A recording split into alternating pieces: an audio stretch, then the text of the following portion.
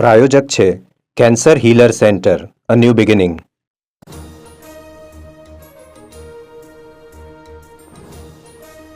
અમેરિકાથી ભારતીયોને હથકડી પહેરાવીને પરત મોકલ્યાનો પુરાવો. અમેરિકન બોર્ડર ફોર્સે જાહેર કર્યો વિડીયો. પરત મોકલાવેલાઓને ગણાવ્યા એલિયન્સ.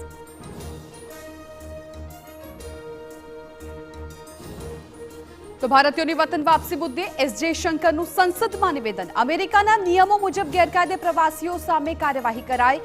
આ રીતે ડિપોર્ટ કર્યા હોય તે પહેલીવાર નથી.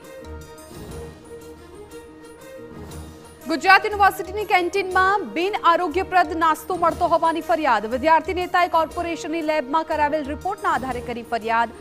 કેન્ટીન સીલ કરવાની માંગ.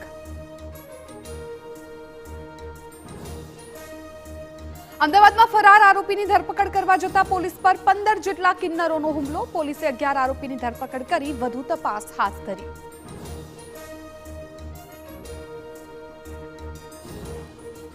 અમદાવાદના દરિયાપુરમાં સગા પિતાએ 14 વર્ષીય દીકરી સાથે આચર્યું દુષ્કર્મ. સગીરાને ગર્ભ રહી જતા બાળકને જન્મ આપ્યો. પોલીસે આરોપી પિતાની કરી અટકાયત.